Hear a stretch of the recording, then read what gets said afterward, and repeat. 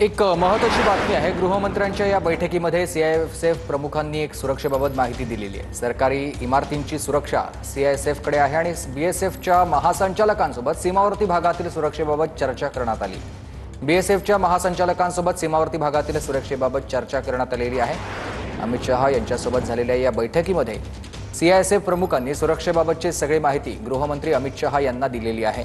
सरकारी इमारतींची सुरक्षा सीआयएसएफकडे आहे, तर बीएसएफच्या महासंचालकांसोबत देखील सीमावर्ती भागातल्या सुरक्षेबाबत चर्चा करण्यात आलेली आहे।